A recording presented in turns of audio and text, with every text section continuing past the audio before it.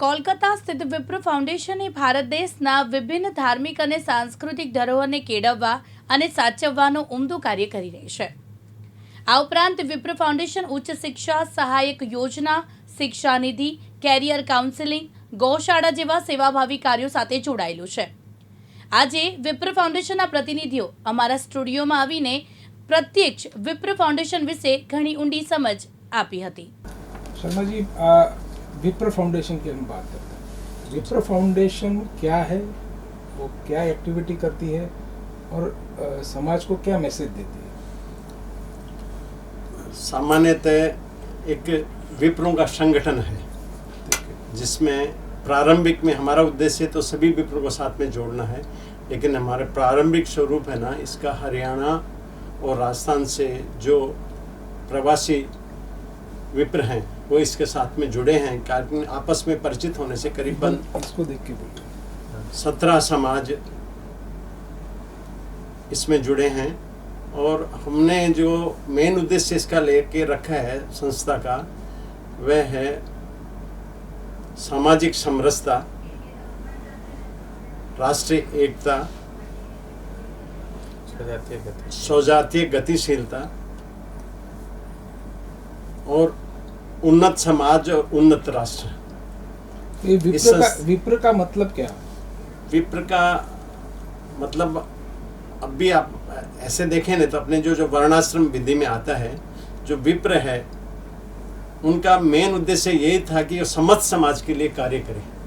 इसलिए हमने, और पहले पूर्व में ऐसी स्थिति आती है कि विप्र है ना, वो कहीं भी उसका मेन उद्देश्य ये था कि राष्ट्र की सेवा हो और समस्त समाज की सेवा हो, और इसलिए उसको अपने बुद्धिजीवी के रूप में ये बात देता था कि वो अपने लिए कहीं भी व्यक्तिगत इसकी आकांक्षा नहीं थी।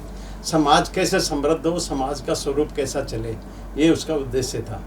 तो उसी उद्देश्य को लेकर के संस्था चली है। हमारा कोई संगठन, हम राजनीतिक तौर से कुछ बातें नहीं करना चाहते, लेकिन ऐसे लगे कि कैसे समाज की समरसता बने, क्योंकि अगर समाज सुशिक्षित और समृद्ध होगा तो फिर राष्ट्रीयता को भी गति अपने आप मिलेगी। ये उद्देश्य लेकर के इस संस्था का फॉर्मेशन हुआ है। तो ये विप्र फाउंडेशन जो है वो अरुणाचल प्रदेश में कुछ गतिविधि कर रही है जो अध्यात्म की तरफ हमें मोड़ रही है, तो थोड़ा सा विस्तार में बताइए। इसका मेन बात ये है कि विप्र फाउंडेशन की हमारे जो इष्ट देव हैं वो भगवान विष्णु के छठे अवतार परशुराम जी हैं, जो करीबन जो तुम्हें 17 घटक बता रहा हूँ, करीब करीब सभी उन्हीं को मानते हैं। और वहाँ एकदम सुदूर एरिया में, पूरा पहाड़ी एरिया में, जो चाइना के बॉर्डर पे पड़ता है, अरुणाचल प्रदेश में, जहाँ सूर्य की प्रथम किरण का उदय होता है, वहाँ पे एक परशुराम कुंड नाम से एक स्थान बना हुआ है। वहाँ प्रतीक पूजा परशुराम जी की होती है, और काफ़ी लोग जो आसाम साइड में या उसमें नॉर्थ ईस्ट में जो लगते हैं वो तो इस स्थान से परिचित हैं। और वैसे तो भागवत में भी इसका उल्लेख है, इसलिए जो ज़्यादा जानकार हैं वो तो समस्त भारत के लोग इस बात से परिचित हैं। लेकिन वो सुदूर एरिया में, क्योंकि यहाँ से पहले तो आसाम जाना दुर्लभ है, फिर आसाम से तिनसुकिया से फिर बाई रोड 4 से 5 घंटे का वहाँ रास्ता पड़ता है, वहाँ जाना दुर्लभ है, बहुत लोग कम गए हैं। तो अब भी तीर्थ यूनियन और जो भी जीर्णोद्वार के अंतर्गत भारत सरकार ने एक बहुत सुंदर कार्यक्रम लिया है कि भाई जहाँ देश के लोग आ सकें, जा सकें, तो उस स्थान को चुना है। तो वहाँ सरकार के ये मान्यता थी कि भाई ये बॉर्डर पे स्थान होने से लोगों का आवागमन बढ़ना चाहिए, और तीर्थ स्थान का भी बहुत महत्व है, परशुराम कुंड का बहुत महत्व है। वहाँ ऐसा मानते हैं कि चिरंजीवी परशुराम भगवान की वो तपस्या स्थली है, और वहाँ एक परशुराम कुंड बना हुआ है जिसका जल भी लाल रूप में प्रवाहित है। ऐसा मान्यता है कि जो आतताई लोग थे उनका संहार उन्होंने किया था। सामान्यतः यह कहने में आता है कि क्षत्रियों का, लेकिन क्षत्रिय कुल में तो भगवान श्री राम भी थे, उसी टाइम पे उनका अवतार हुआ था। तो ऐसी स्थिति नहीं बनी है। जो आतताई थे, जो राष्ट्र की भावना जिनके नहीं थी, या प्रजा के लिए जो सही नाम थे, उन लोगों ने संहार किया था। फिर उनको ऐसा लगा कि भाई वहाँ तपस्या, तो वहाँ जो उनका परसा है वहाँ से वो उनके हाथ से वो मुक्त हुआ और वो जल उसके रूप में आज भी वो जल लाल है।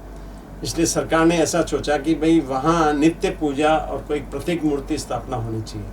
इसलिए सरकार ने ये उद्देश्य विप्र फाउंडेशन को दिया।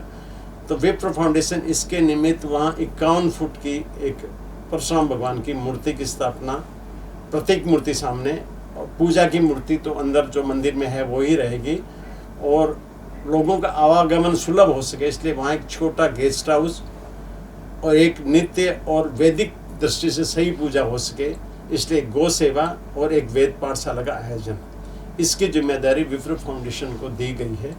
उसका सामान्यतः पहले बजट 11 से 15 करोड़ का बजट है, और अपने जो सेवा के उद्देश्य हैं इसके लिए विप्र फाउंडेशन कहीं बाहर नहीं जाता है, लेकिन इस उद्देश्य की सबको मालूम चले और सबका अंशदान लगे कुछ ना कुछ, इसलिए विप्र फाउंडेशन सभी समाज के घटकों को इसके लिए प्रयासरत है कि एक तो उसका प्रचार हो, और उसी के निमित्त एक यात्रा निकली है जो पूरे भारतवर्ष में घूमी है।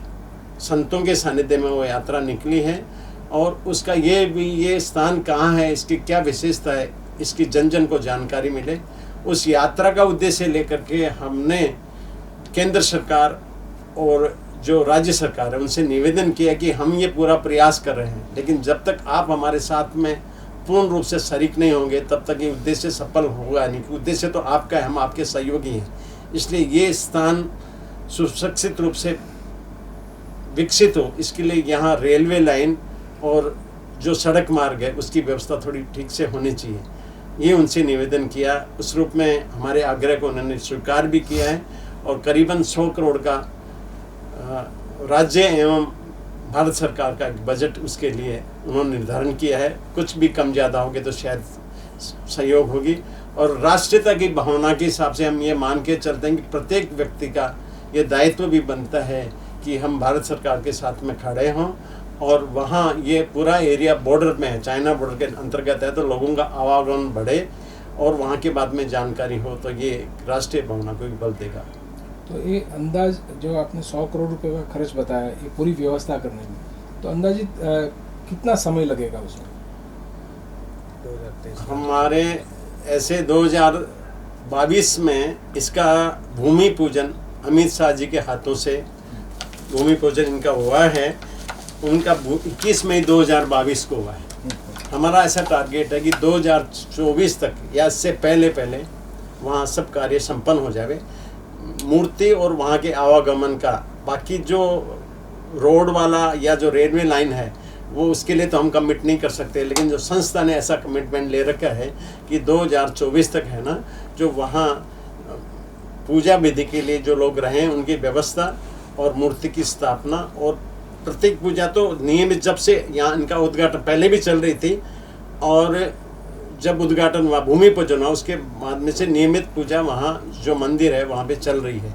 लेकिन एक 51 फुट की ऊंची मूर्ति वहाँ पे प्रतीक रूप में बनेगी, और बड़ा सौभाग्य की बात है कि जो मूर्तिकार हैं वो भी उन्होंने पूरी प्रेरणा देके, पहले उन्होंने 11 करोड़ का टारगेट दिया था, लेकिन बाद में ये कहा कि ये सेवा का कार्य है, मैं इसमें आपसे कॉस्ट लूँगा, तो उन्हें 9.5 करोड़ रुपए का उसका बजट हमारे को दिया कि 9.5 करोड़ के आसपास में लूँगा।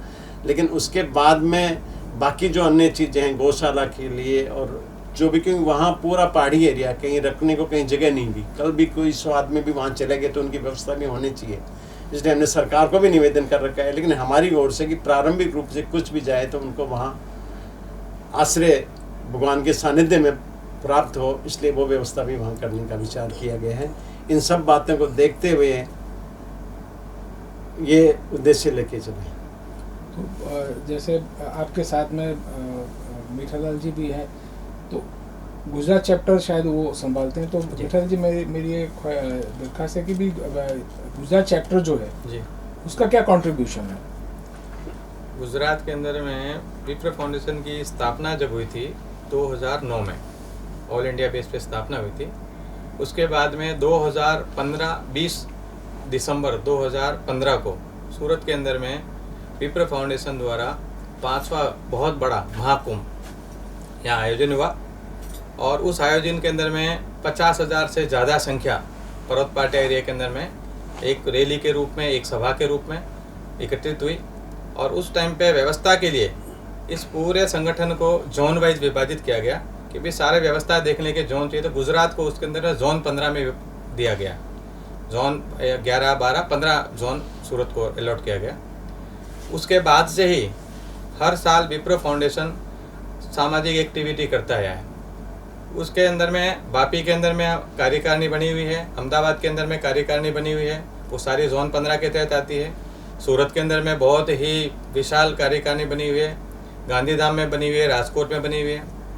हर एक जिला कार्यकारिणी जो बनी हुई है वो जिला कार्यकारिणी अपने अपने स्तर के अंदर में जिला के लेवल पे जो ही सामाजिक कार्य होते हैं, जो सेवा के कार्य होते हैं, वो सारा का सारा सेवा के कार्य अपने अपने रूप से करती आई है। उसके अंदर में कुछ भामाशाह होते हैं वो इस सहयोग करते हैं। उसी के तहत हर साल जब भी विप्रो फाउंडेशन का स्थापना दिवस होता है तो पूरे भारतवर्ष के अंदर में एक ब्लड कैंप का आयोजन किया जाता है। पिछले साल हमारा 13वां स्थापना दिवस था, तो हमने लक्ष्य रखा था ब्लड कैंप का 13,000 यूनिट, जबकि कृपा ऐसी रही परशुराम जी की कि 13,000 यूनिट के बजाय 17,800 यूनिट तक जो है एक कलेक्शन हो गया ऑल इंडिया पे। इस साल हमारा 14वां स्थापना दिवस है। 23 तारीख को पूरे भारतवर्ष के अंदर में ब्लड कैंप का आयोजन होगा। उसमें लक्ष्य रखा हमने कि 14वां स्थापना दिवस है, लेकिन लक्ष्य हमने 20,000 का रखा है कि ज़्यादा से ज़्यादा जो है ब्लड की मतलब जो है यूनिट हो जावे। उसके बाद हम अभी परशुराम जयंती से पहले से ही 16 तारीख से हम जो परशुराम सप्ताह के रूप में पूरे भारतवर्ष में मना रहे हैं, वो सप्ताह के रूप में एक दिन हम अंधशाला में जाएंगे और उनकी जो भी ज़रूरतमंद चीज़ें होगी वो हम देंगे। उसके बाद एक दिन वृद्धाश्रम में जाएंगे, वहाँ उनको जो भी ज़रूरत की चीज़ें होगी वो देंगे। एक दिन है वो गौशाला में जाएंगे, गौशाला में घास या गुड़ जो भी गायों का उस दिन का जो होगा वो हम गौशाला में समर्पित करेंगे। इसी तरह से चलते हम पूरे हफ्ते भर के जो हमारे प्रोग्राम होते हैं वो हम जो है पूरे गुजरात के अंदर कर रहे हैं। पूरे भारतवर्ष में ये राष्ट्रीय कार्यकारिणी से ये पूरा एक प्रोग्राम जो होता है वो पूरे जिला लेवल की कार्यकारिणी को राष्ट्रीय से दिया जाता है। हमारा राष्ट्रीय कार्यकारिणी का जो कार्यालय है वो केसरकुंज कोलकाता में है, सूरत के अंदर में भी कार्यालय है, उदयपुर के अंदर में लेक सिटी कॉलेज बना हुआ है जिसके अंदर में जो पढ़ने लिखने वाले जो बच्चे जो है मेधावी छात्र हैं लेकिन उनकी नहीं है इतनी पढ़ने की, वो वहाँ पे फ्री पढ़ सकते हैं। इस तरह के कई जो है शिक्षा के अंदर में समाज को आगे लेने के लिए विप्रो फाउंडेशन एक शिक्षा निधि का प्रोग्राम 2015 से चला रहे हैं। उसके अंदर में अभी तक 500 से ज़्यादा बच्चे एक लोन के जरिए फ्री लोन कि भाई 2 लाख 3 लाख तक का फ्री लोन वो बच्चों को देते हैं, जिसमें कोई नहीं है, बच्चा पढ़ लिख के जब आगे जाता है उसके बाद में वो अगर लोन जो धीरे धीरे अपने पगार से रिटर्न कर सकता है। इस तरह की एक शिक्षा के अंदर में भी बहुत बड़ा अभियान चला रखा है विप्रो फाउंडेशन में। तो सूरत में भी इस तरह के कार्यक्रम चलते हैं। समय समय पे हम लोग डांग जिला जो है उसमें आदिवासी क्षेत्र में जाते हैं, वहाँ के आदिवासियों की ज़रूरत पूछते हैं। सर्दियों में उनको कंबल का वितरण करते हैं हम। समय समय पे उस आदिवासी गाँवों तक जाते हैं हम और वहाँ जाके 5-7 गांव जहाँ भी हैं इकट्ठे कर लेते हैं एक जगह, वहाँ उनको भोजन देते हैं। उनको अगर जूते की चप्पल की ज़रूरत होती है तो उन आदिवासियों को संस्था की तरफ से जूते चप्पल भी वितरण करते हैं। और जब से कोरोना सूरत में आया उसके बाद में रक्त की बहुत ज़रूरत पड़ी सूरत को, तो हमें महसूस हुआ कि भाई हर महीने रक्तदान शिविर लगाना चाहिए। हर बैंक को आज यहाँ रक्त की ज़रूरत है। तो आज 18 महीने हो गए हमको, सूरत जिला को 18 महीने से हर महीने ब्लड कैंप का आयोजन विप्रो फाउंडेशन द्वारा किया जाता है। 5 तारीख से 10 तारीख हो या 15 तारीख, एवरेज एक 30 दिन के अंदर एक रक्तदान शिविर का आयोजन हम पिछले 18 महीने से सूरत में करते आए हैं। कभी कड़ोदरा में, कभी संख्या के हिसाब से अलग अलग एरिया में हम लोग रक्तदान कर रहे हैं, शिविर लगाते हैं और उसमें सर्व समाज के लोग आते हैं और उसमें रक्तदान करते हैं। और हम सभी सिविल से लेकर और अपना लोक समर्पण केंद्र से लेकर और सेमी में सब ब्लड बैंक को सीरियल वाइज बुलाते रहते ताकि सबको एक तरह का जो है मिलता रहे। इस तरह का संस्था यहाँ सेवा कार्य जो है बहुत अच्छे सेवा कार्य कर रही है यहाँ पे। इस साल एक परशुराम जयंती के निमित्त एक विशेष कार्य रखा गया है। एक्चुअली जितने हमारे जोन हैं ऑल इंडिया में, गुजरात जोन को एक विशेष जिम्मेदारी दी है कि गौ सेवा का कार्यक्रम परशुराम जयंती के निमित्त इस साल में हो। तो 21 तारीख को एक बहुत बड़ा कार्यक्रम यहाँ नंदेश्वर गौशाला है जिसमें करीबन 2500 गायें हैं। ऑल इंडिया में एक ही ऐसी गौशाला है जहाँ पे सिर्फ 4 या 5 आदमियों का स्टाफ है। बाकी सुबह 5 बजे से लेकर के और 8 साढ़े 8 बजे तक यहाँ सिटी के लोग सबका मतलब नमन करने जैसे हैं वो लोग वहाँ सेवा में जाते हैं। और हमें गर्व है कि हमारे विप्र फाउंडेशन से जुड़े हुए 65 से 70 लोग मतलब 50% वहाँ उस सेवा में जाते हैं। और हमने यो दिव्यांग कन्नू वैसे बहुत पुराना परिचित है। अभी ये निवेदन कन्नू वैसे हमने किया है कि आप उस दिन आप चलिए। शायद ऐसी भी है कि हमारी जो गौ माता है शायद वह भी वहाँ उनसे उस दिन मिलने जाए। 21 तारीख को कन्नू भाई जाएंगे तो वहाँ और उत्साह बढ़ेगा। हमारे जो स्थापना दिवस था 2015 में, उसमें भी हमारे विशेष अतिथि के रूप में कन्नू भाई वहाँ पे उपस्थित थे। तो वो भी एक बात, एक थोड़ा विषय छोटा था, इसलिए मैंने आपसे कहा कि उस दिन है ना हम गौ माता को मतलब भगवान के रूप में गौ माता है, इसलिए वहाँ हम 56 भोग का आयोजन गौ माता के लिए।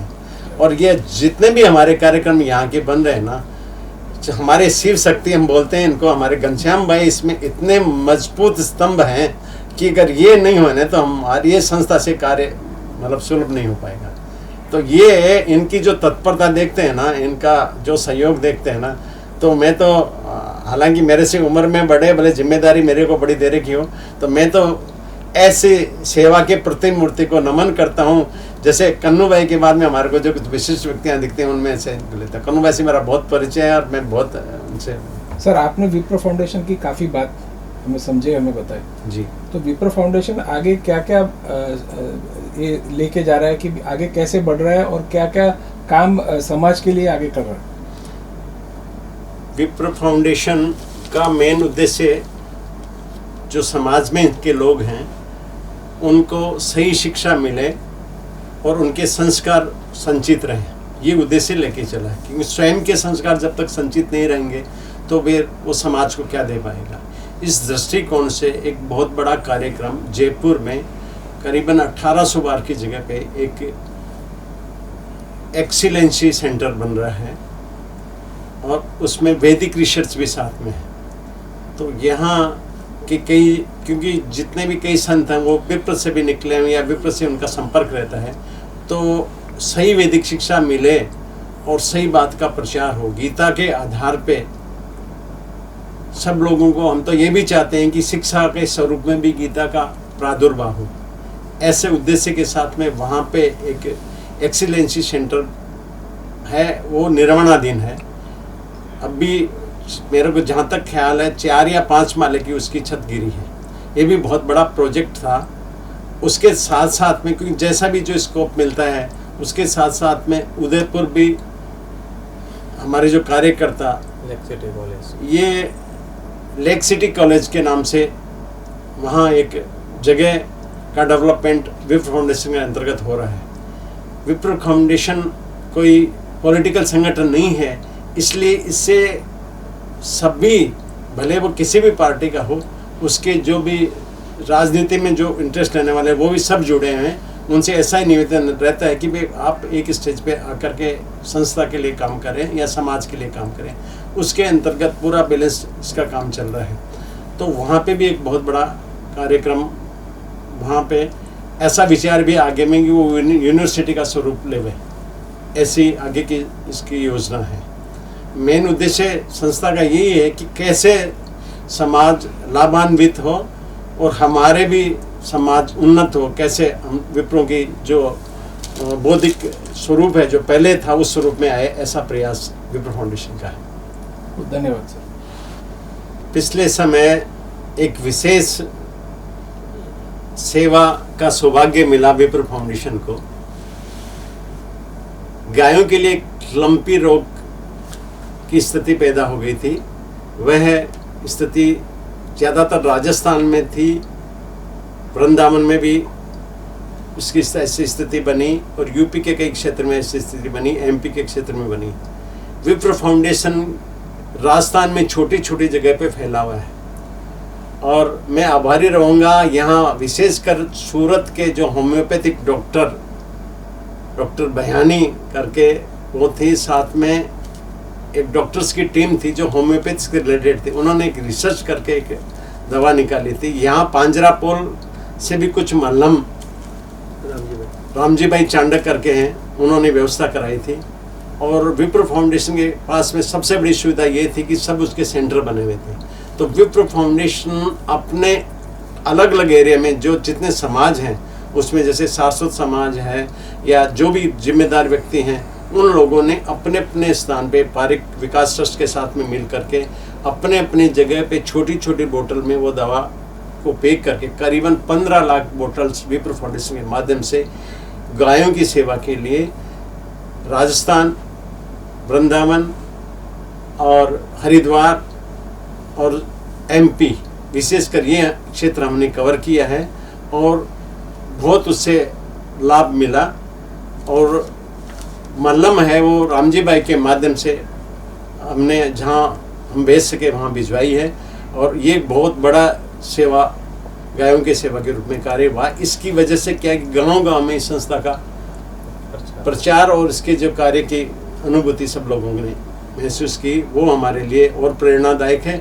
इसी के निमित्त अब भी कुछ पिछले महीने में भी एक बांसवाड़ा क्षेत्र में सागवाड़ा नाम पे हमारे को खुद को ताज्जुब होता है, वहाँ के लोकल लोगों ने वहाँ एक मिनी कुंभ के रूप में किया और ऐसी धूप में भी वहाँ पे हम पानी की व्यवस्था भी नहीं कर पा रहे थे, लेकिन उसके बाद में भी 40 से 50 हज़ार लोगों की उपस्थिति थी। उसमें से 15 से 20 हज़ार माता बहनों की उपस्थिति थी। वो एक विशेष बात थी। ई लाइब्रेरी के बारे में बताएं। ई लाइब्रेरी मिठालाल जी आप थोड़ा बताएं। विप्र फाउंडेशन द्वारा शिक्षा के अंदर में एक बड़ा प्रचार हो, इसको लेकर पूरे राजस्थान में जिला वाइज ई लाइब्रेरी का एक पूरा प्रकल्प चालू किया है। उसके तहत हर जिले के अंदर में विप्र फाउंडेशन द्वारा ई लाइब्रेरी बनाई जाएगी और उस ई लाइब्रेरी से, जैसे पहले किताबों के द्वारा पढ़ाया जाता था, आज सोशल मीडिया का ज़माना है, तो ई लाइब्रेरी, कंप्यूटर, लैपटॉप, उसके द्वारा ज़्यादा नॉलेज, तो उसके अंदर में सारी की सारी व्यवस्था होगी कि कोई भी जावे और अच्छी तरह से बैठ के अपना 1 घंटा 2 घंटा पढ़ सके। तो ऐसे ई लाइब्रेरी के पूरे सेंटर बना रहे पूरे राजस्थान में विप्र फाउंडेशन द्वारा। उसके अंदर पहला सेंटर हमारा लाल सोट के अंदर में अभी प्रारंभ हो गया 1-1.5 महीने पहले, और उसी के तहत अब बाकी जगह भी सब जगह का चयन हो चुका है और कार्यक्रम आगे चालू है। सारे के सारे वहाँ सेंटर के अंदर में एक मुख्य मैन जो होगा उसको हम लोग टीचर के रूप में नियुक्त करेंगे और बच्चों को शिक्षा के रूप में हर जिले के अंदर में कोई वंचित नहीं हो शिक्षा से। तो शिक्षा निधि के तहत विप्र फाउंडेशन पूरे राजस्थान के अंदर में हर जिले में ई लाइब्रेरी की स्थापना करेगा। ऐसी घोषणा विप्र फाउंडेशन के राष्ट्रीय कार्यालय कोलकाता केसरकुंज द्वारा हमारे जो संस्थापक सदस्य हैं आदरणीय श्री सुशील जी ओझा एवं जो भी वहाँ की जो कार्यकारिणी हैं, हमारे अध्यक्ष श्री गुरुजी हैं, गुरुजी ठंडे वाले, उनके द्वारा आदरणीय धर्मनारायण जी जोशी, उनके द्वारा ये सारा का सारा प्रकल्प जो है समय समय पर निर्णय लिए जाते हैं समाज के उत्थान के लिए, समाज की भलाई के लिए, सेवा कार्यों के लिए।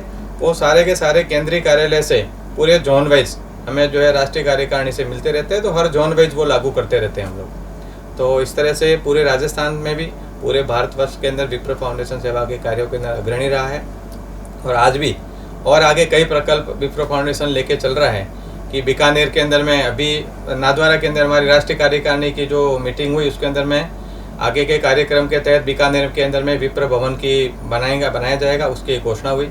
उसके बाद अभी बांसवाड़ा के अंदर विप्र भवन बनाया जाएगा, उसकी भी घोषणा हो रखी है। सागवाड़ा के अंदर में अभी एक 7वां कुंभ का आयोजन किया गया, उसके अंदर में 60,000 से ज़्यादा संख्या वहाँ के जो विप्र बंधु थे उनकी संख्या आई वहाँ पे।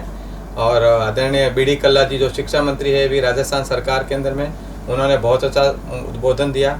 और आदरणीय नितिन गडकरी जी के जो निजी सचिव हैं वो भी वहीं के सागवाड़ा के रहने वाले थे, वो भी थे वहाँ पे। आदरणीय गौरव वल्लभ जो कांग्रेस के प्रवक्ता है वो भी काफ़ी राजनीतिक मतलब तरह से भी काफ़ी समाज को जो है ऐसा सब समाजों को सपोर्ट मिलता है, वैसे ब्राह्मण समाज के विप्र बंधुओं को भी सपोर्ट मिल रहा है। और सागवाड़ा के अंदर तो ऐतिहासिक रहा कि वहाँ की संख्या जो है, सागवाड़ा एक ऐसा माना जाता है कि वागड़ क्षेत्र एक छोटा लेकिन शिक्षा के क्षेत्र में देखो तो वहाँ की महिलाएं, हर महिला शिक्षित थी, एक भी महिला बिना शिक्षा के नहीं थी। ऐसा वहाँ पे एक अनुभव जो है विप्र समाज के जो भी लोग हैं उनको वहाँ पे हुआ और बहुत अच्छा 7वां कुंभ भी वहाँ पे रहा। और आगे भी विप्र फाउंडेशन नित्य जो है शिक्षा के क्षेत्र में, सेवा के क्षेत्र में और समाज को आगे बढ़ाने के क्षेत्र में, राष्ट्र की एकता के क्षेत्र में, सामाजिक समरसता के क्षेत्र में समाज को गति देने के क्षेत्र में, हर एक क्षेत्र के अंदर में विप्रो फाउंडेशन जो है एक से एक आगे से आगे योजनाएं बनाता रहता है और अपने कार्य को अंजाम देता रहता है। और उस अंजाम के अंदर विप्रो फाउंडेशन का छोटा से छोटा कार्यकर्ता लगे हुए हैं। आदरणीय बड़े जितने भी हैं उद्योगपति हैं, जो भामाशाह हैं, वो संस्था को समय समय पर जब भी जरूरत पड़ती है तो अपना अंशदान देते रहते हैं। बाकी हर एक कार्यकर्ता अपने मतलब तन और मन से जो है कार्य में लगे हुए हैं। ऐसे ही संस्थाएं आगे बढ़ती है और विप्रो फाउंडेशन भी आगे चल के बहुत उन्नति करेगा, बहुत आगे बढ़ेगा, ऐसी मेरी इच्छा।